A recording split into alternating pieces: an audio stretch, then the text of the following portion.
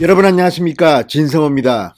문재인 대통령이 믿었던 공수처의 뒤통수를 맞은 셈이 됐습니다.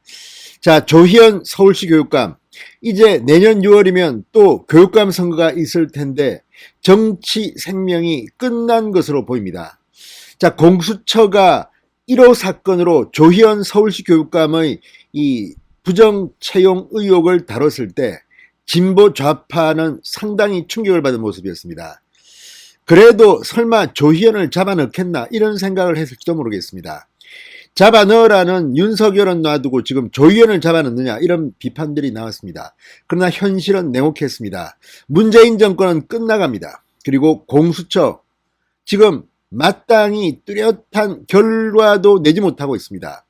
그런 가운데 조희연 서울시 교육감에 대한 기소 여부를 놓고 이 공수처가 공소심의위원회라는 것을 오늘 개최했습니다. 이 공소심의위원회를 구성한 뒤 아마도 처음일 겁니다. 그런데 이 공소심의위원회가 조희연 교육감을 기소하라는 그런 결정을 내렸습니다. 자, 그와 함께 전 비서실장도 함께 입건해 버렸습니다. 자, 지금 좌파 진보 진영이 발칵 뒤폈습니다. 공수처는 아마도 이 첫 번째 공소심의위원회의 결정이기 때문에 조희연 교육감을 기소할 것으로 보입니다. 물론 공소심의위원회의 이 결정은 강제사항은 아닙니다. 그러나 왜 이 공소심의위원회를 굳이 열었겠습니까? 이 공수처가 조희연을 그냥 기소하게 되면 자신들에게 처해질 비난의 화살을 피하기 위해서 우리는 공정하게 한다. 공소심의위원회까지 열었어요. 이런 알리바이를 만들려고 했던 것 같습니다. 그런데 결과적으로 강하게 기소 결정을 내려버렸습니다. 자, 문재인 정권 공수처를 가지고 여러 가지 장난을 치려고 한 모양인데 첫 번째는 문재인 대통령에 대한 배신 행위 이런 생각까지 들 만큼 파격적으로 조희연 교육감을 기소하는 쪽으로 심의위원회가 결정을 내렸습니다. 이럴 경우 조희연 교육감은 내년 6월 교육감 선거에 출마 혹은 출마하더라도 상당히 어려울 것 같습니다. 정치 인생이 대위기에 빠진 겁니다. 진성호의 융단 폭격 시작합니다. 조희연 서울시 교육감을 융단 폭격합니다.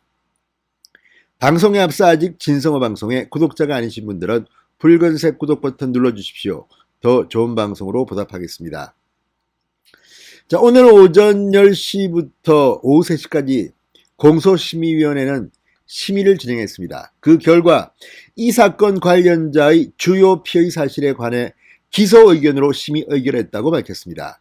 공소심의위원회는 또 특채 실무 작업과 심사위원 선정에 관여한 혐의를 받는 조희연 교육감의 전 비서실장 한모 씨에 대해서도 기소해야 한다고 판단했습니다.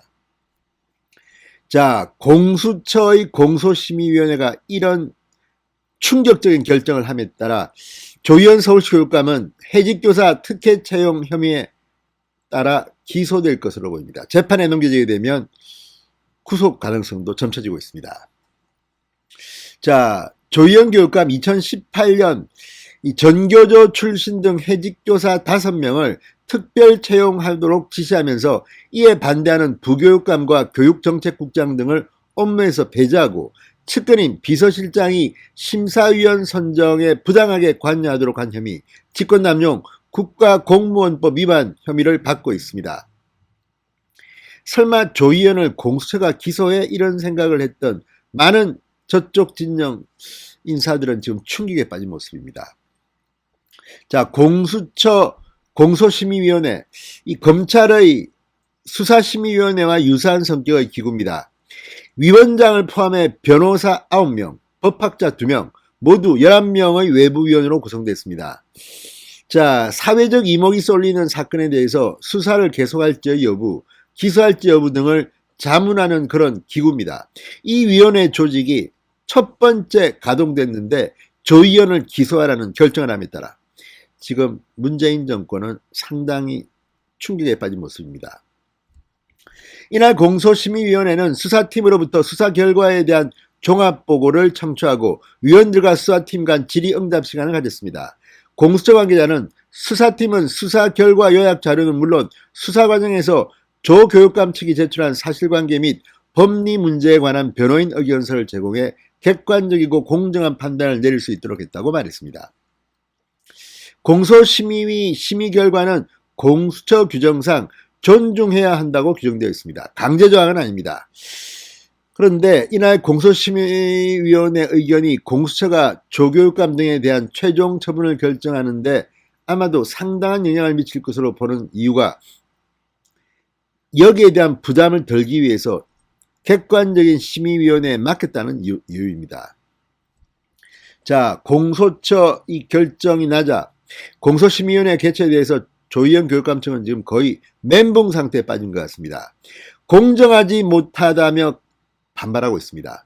자, 조 교육감 변호인 측은 공수처 지침에는 수사검사는 의견서만 제출할 수 있고 심의위원이 필요하다고 판단할 경우 수사검사를 참석하게 할 수 있도록 하고 있는데 이날 주임검사는 심의위 내내 참석해 공소제기를 주장했다. 변호인과 검사가 동등하게 의견 진술권을 보장받은 상태에서 다시 공소심의위원회를 개최할 것을 강력히 요구한다고 말했습니다. 그렇지만 이 요구가 받아들일 가능성은 1% 될까 말까? 아무튼 지금 조희연 교육감 측은 상당히 위기에 빠졌습니다. 이런 상태로라면 오죽하면 문재인의 공수처로부터 기소까지 당한 교육감이 어떻게 다음 선거에 또 교육감으로 출마할 수 있느냐, 이런 비판에 직면하게 됩니다. 그쪽 진영에서도 교육감을 준비하는 사람들이 많을 텐데 조희연 상당히 앞으로 힘들 것으로 보입니다. 신성호의 융단 폭격이었습니다. 여러분 감사합니다.